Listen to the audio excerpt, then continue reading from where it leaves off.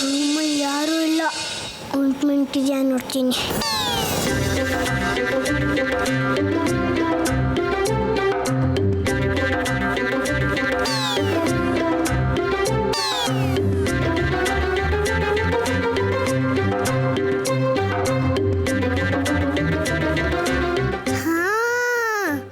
Ointment ಸಿಕ್ತು. ಬೇಗ ಹೋಗಿ ಅಮ್ಮ ಕೊಟ್ಬಿಡ್ಬೇಕು. ಅಯ್ಯಯ್ಯೋ, ಅಮ್ಮ ಬಾಗಿಲ ಮುಚ್ಚಿಬಿಟ್ಟಿದ್ದಾರಲ್ಲಪ್ಪ. ಏನ್ ಮಾಡೋದೀಗ?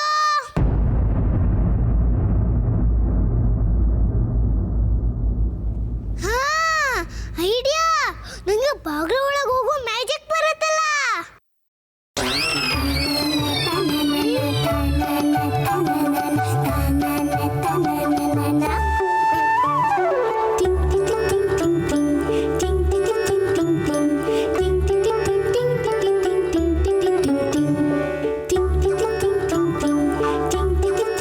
ಅಮ್ಮ ತಗೊಳ್ಳಮ್ಮ, ಆಯಿಂಟ್ಮೆಂಟ್ ಹಚ್ಕೋ.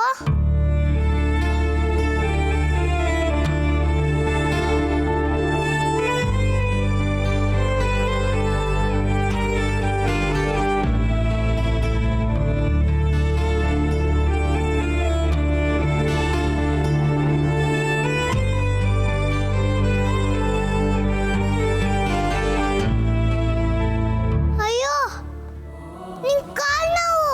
ಯಾಕಮ್ಮ ಓಡಾಡ್ತೀಯ? ತಗೋ ಆಯಿಂಟ್ಮೆಂಟ್ ಹಚ್ಕೋ.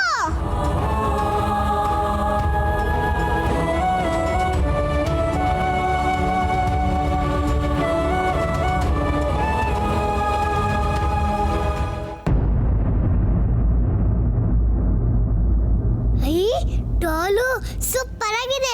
ಇದನ್ನ ನಂಗೆ ಆಟ ಆಡಕ್ ಕೊಡ್ತೀರಾ?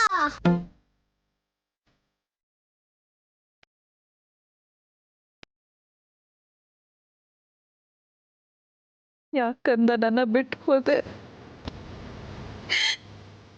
ನನ್ನ ಮಗಳನ್ನ ಯಾಕೆ ಖಾಲಿ ಮಾಡ್ಬಿಟ್ಟು ಹೋದೆ? ಈ ಪ್ರಪಂಚ ನನ್ನನ್ನು ಇಲ್ದಿರೋಳು ಬಂಜೇನೋ ಪಟ್ಟ ಕೊಟ್ಬಿಟ್ರು.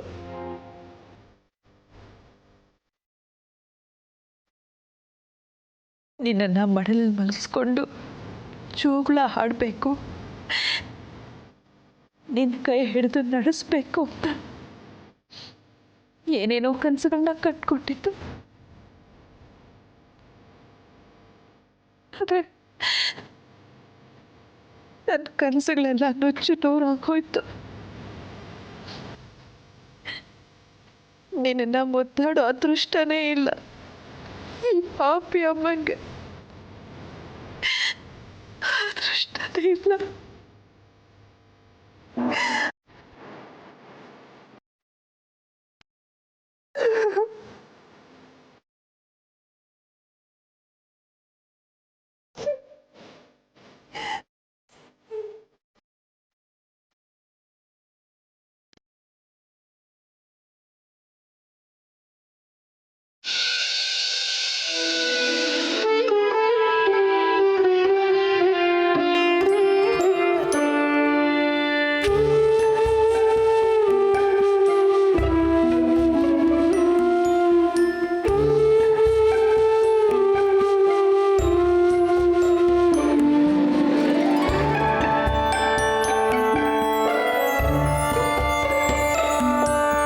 ಅತ್ತಿತ್ತ ನೋಡದಿರು, ಅತ್ತು ಹೊರಳಾಡದಿರು, ನಿದ್ದೆ ಬರುವಳು ಹೊತ್ತು ಮನಗು ಮಗುವೆ. ಜೋ ಜೋ ಜೋ ಜೋ ಜೋ ಜೋ ಜೋ ಜೋ.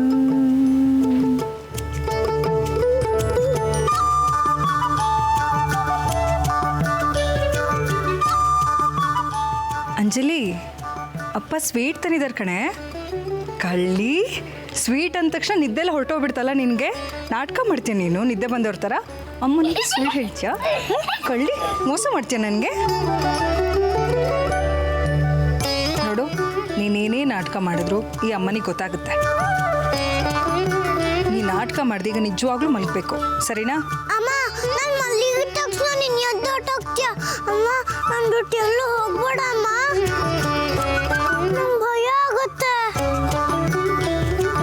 ಮಾಡೋದು, ಅಡುಗೆ ಮನೆ ಕೆಲಸ ಇರತ್ತಲ್ಲ, ಅದನ್ನೆಲ್ಲ ಮುಗಿಸ್ಬೇಕಲ್ವ ನಾನು.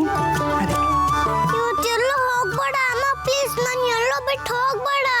ಸರಿ, ನಿನ್ನ ಬಿಟ್ಟು ನಾನೆಲ್ಲೂ ಹೋಗಲ್ಲ. ಧೈರ್ಯವಾಗಿ ಮಲ್ಕೊ. ಅತಿತ್ತ ನೋಡದಿರು, ಅತ್ತು ಹೊರಳಾಡದಿರು, ನಿದ್ದೆ ಬರುವಡು ಹೊತ್ತು ಮಲಗು ಮಗುವೆ, ಜೋ ಜೋ ಜೋ ಜೋ ಜೋ ಜೋ ಜೋ ಜೋ.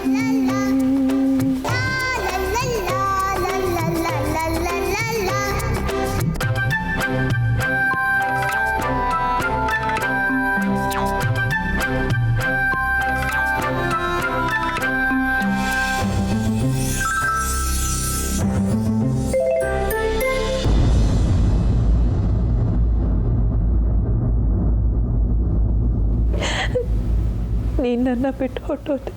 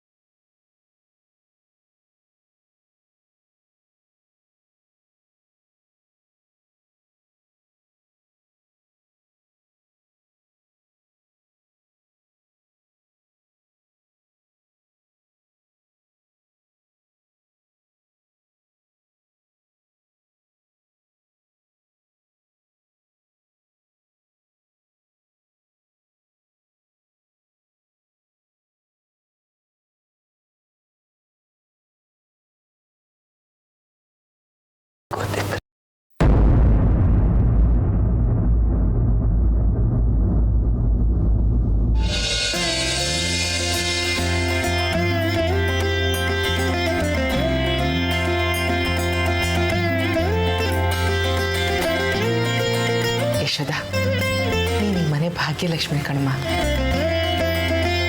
ಸೇರ್ನ ಹೊತ್ತು ಈ ಮನೆಗೆ ಒಳ್ಳೇದಾಗಲಿ ಅಂತ ಕೇಳ್ಕೊತ ಬಲಗಾಲಿಟ್ಟು ಒಳಗಡೆ ಬಾ. ನೋ ಹಾಗೆಲ್ಲ ಪುಕ್ಸಟ್ಟೆ ಒಳಗಡೆ ಬರೋ ಹಾಗಿಲ್ಲ. ಟೋಲ್ ಫೀಸ್ ಕಟ್ಟೆ ಈ ಸಂಸಾರ ರಥ ಒಳಗಡೆ ಬರಬೇಕು. ಟೋಲ್ ಫ್ರೀಸಾ? ಹಾಗಂದ್ರೆ ಏನು? ಅಂದರೆ ನಿನ್ನ ಹೆಂಡತಿ ಮನೆ ಒಳಗೆ ಬರಬೇಕು ಅಂದರೆ ನಮಗೆಲ್ಲ ಗಿಫ್ಟ್ ಕೊಡಬೇಕು. ಏಯ್, ಮನೆಯವ್ರಿಗೆಲ್ಲ ಏನೇ ಗಿಫ್ಟು?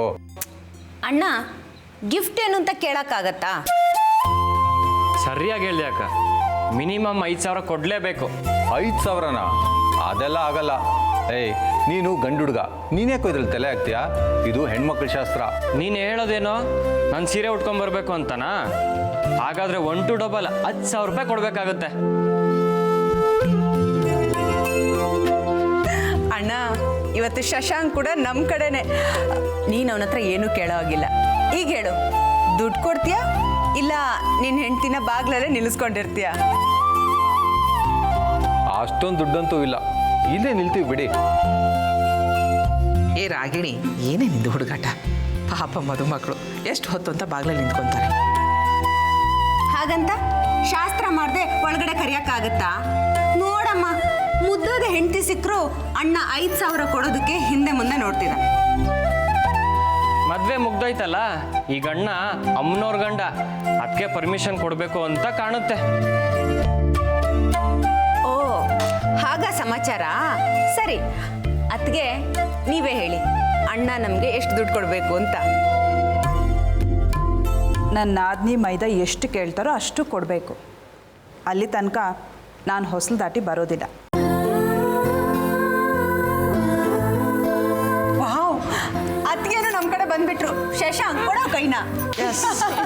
ನೋಡ್ದೆ ಅಣ್ಣ, ಅದಕ್ಕೆ ಎಷ್ಟು ಒಳ್ಳೆಯವರು. ನಾವಿನ್ಯಾವತ್ತೂ ಅವ್ರನ್ನ ಬಿಟ್ಕೊಡಲ್ಲ.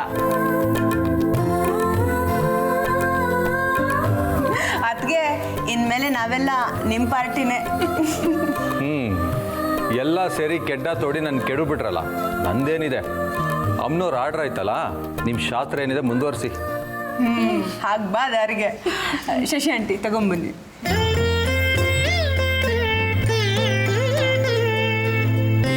ಭಾಗ್ಯದ ಲಕ್ಷ್ಮೀ ಬಾರಮ್ಮ, ನಮ್ಮಮ್ಮ ನೀ ಸೌಭಾಗ್ಯದ ಲಕ್ಷ್ಮೀ ಬಾರಮ್ಮ.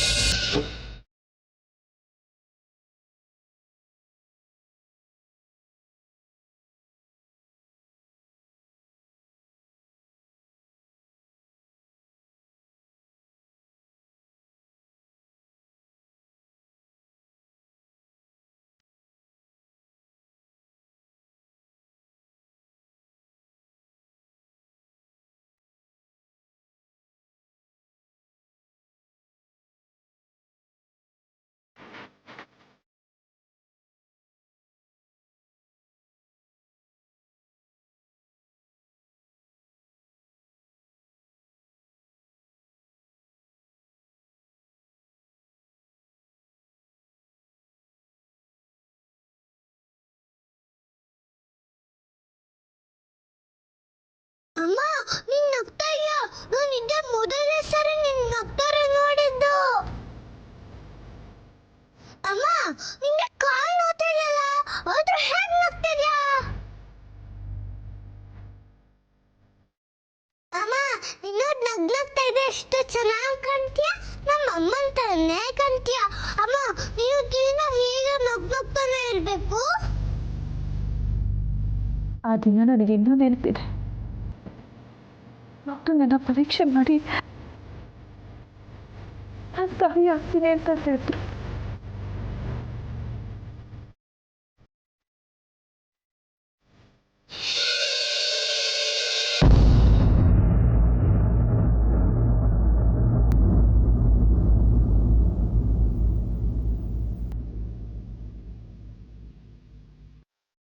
ನೋಡಿ, ನೀವು ಗಾಬರಿ ಆಗೋದು ಏನಿಲ್ಲ. ನೀವು ತಾಯಿ ಆಗ್ತಾ ಇದ್ದೀರಿ.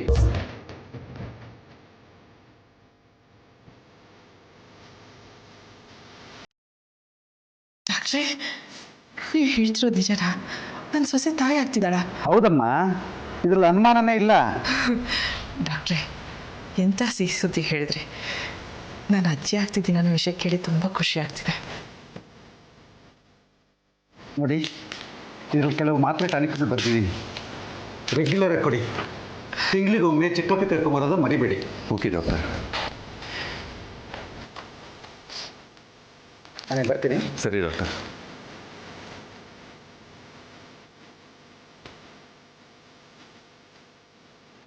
ಯಶೋದ, ಎಂಥ ಸಂತೋಷ ಸುದ್ದಿ ಹೇಳ್ತೀಯಮ್ಮ. ನಿಮ್ಮ ಮಾವನವ್ರು ಸತ್ತ ಮೇಲೆ ಈ ಜೀವನನೇ ಬೇಡ ಅನಿಸ್ಬಿಟ್ಟಿತ್ತು ನನಗೆ.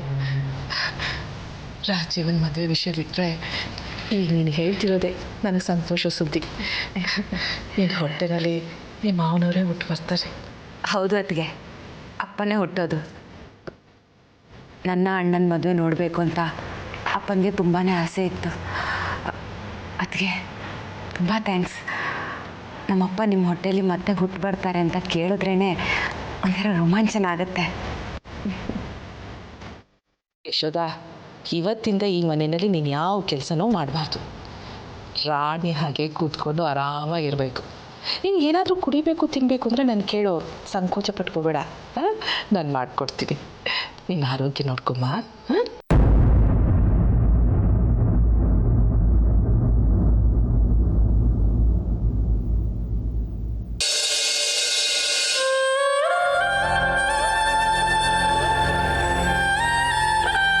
ಅಯ್ಯಯ್ಯೋ, ಈಗ ತಾನೇ ಅಮ್ಮ ನಗ್ತಿದ್ರು, ಮತ್ತ್ಯಾಕಮ್ಮ ಅಳ್ತಿದ್ದಾರೆ?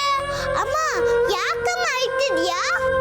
ನೀನು ಬರ್ತೀಯ ಅನ್ನೋ ಸಂಪರ್ಕದಲ್ಲಿ ನನ್ನ ಮೈ ಮರ್ತು ಹೋಗಿದ್ದೆ. ಆದರೆ ಬಂದು ಹೋದ್ಮೇಲೆ ನನ್ನ ಜೀವನ ಚಿತ್ರ ಆಗೋಯ್ತು. ಆ ದೇವರು ನನ್ನ ಮಡಲನ್ನ ತುಂಬಿಸೋದಕ್ಕೆ 2 ಅವಕಾಶ ಕೊಟ್ಟರು. ಆದ್ರೆ ನಿನ್ನ ನನ್ನ ಮಡಲಲ್ಲೇ ಉಳಿಸ್ಕೊಳ್ಳೋ ಭಾಗ್ಯ ನನಗಿರಲಿಲ್ಲ. ಆ ವಿಧಿ ನಿನ್ನನ್ನು ನನ್ನಿಂದ ದೂರ ಮಾಡಿಬಿಡ್ತು. ತಾಯಿತನದ ಹಪ್ಪಳ ಇನ್ನೇನು ನನಗೆ ಈಡೇರುತ್ತೆ ಅನ್ನೋ ಹೊತ್ತಿಗೆ ನೀನು ನನ್ನಿಂದ ದೂರ ಆಗ್ಬಿಟ್ಟೆ.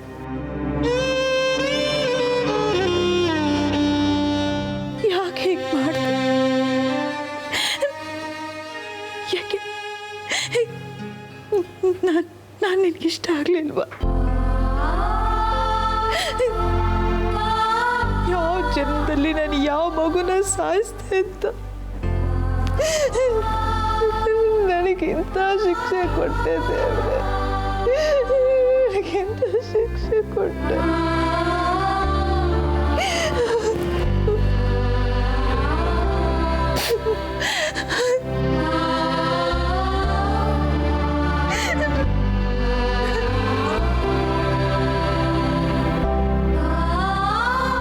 ನೀನು ನನ್ನ 2ನೇ ಸಲ ಬಿಟ್ಟು ಹೋದ್ಮೇಲೂ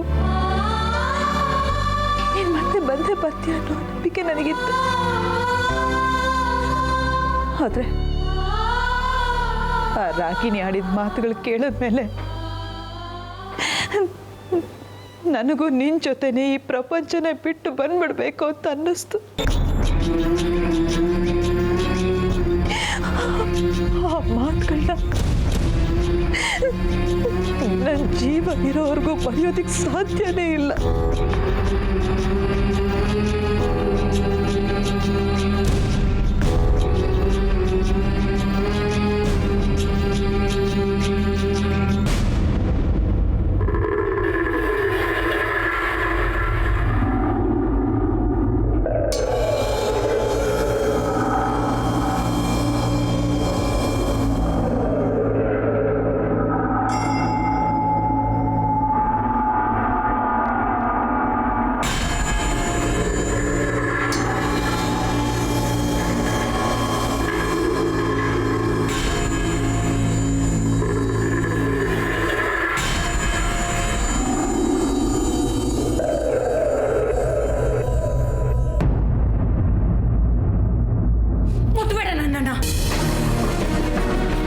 ಮತ್ತೆ ಸತ್ತೋಗಿರೋ ಸೂತ್ಕ ನನಗೆ.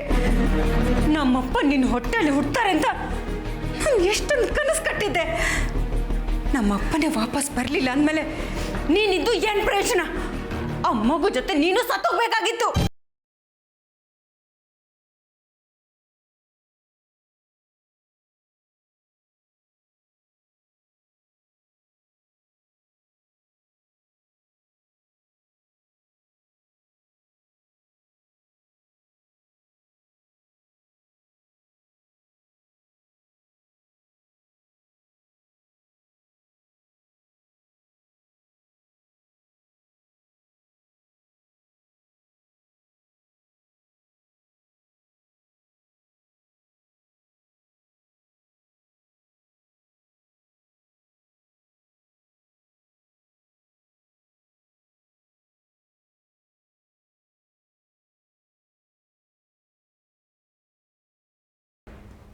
ನೀವಿಬ್ರು ನನ್ನ ಬಿಟ್ಟು ಹೊಟ್ಟೋದ್ರಿ,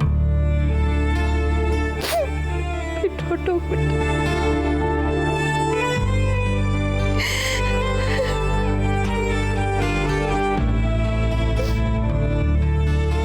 ಅಮ್ಮ, ನೀವು ನಿಮ್ಮ ಮಕ್ಕಳು ಮಲಗಿದ್ದಾಗ ನಮ್ಮ ಅಮ್ಮನ ತರ ಬಿಟ್ಟು ಬಂದ್ಬಿಟ್ರಾ? ಪುಟ್ಟ ಮಕ್ಕಳು ನಡ್ಕೊಂಡು ಎಲ್ಲಿಗೆ ಹೋಗಕ್ ಸಾಧ್ಯ? ನೀವೇ ಬಿಟ್ಟು ಬಂದಿದ್ದೀರಾ. ನನ್ನ ಅಮ್ಮನೂ ಇದೇ ತರ ಗೊಂಬೆ ಇಟ್ಕೊಂಡು ಹೊರಟಿದಳೋ ಏನೋ. ಹೋಗ್ಲಿ ಬಿಡಮ್ಮ, ಅವ್ರು ಯಾವ ತರ ಸಿಗ್ತಾರೆ. ಈಗ ನಿನಗೆ ಮಗು ಇಲ್ಲ, ನನ್ನಮ್ಮ ನನ್ನ ಬಿಟ್ಟು ಹೊಟ್ಟೋಗಿದ್ದಾಳೆ. ಅಮ್ಮ, ನನ್ನ ನಿನ್ನ ಮಗಳು ಅನ್ಕೊಳ್ಳಮ್ಮ.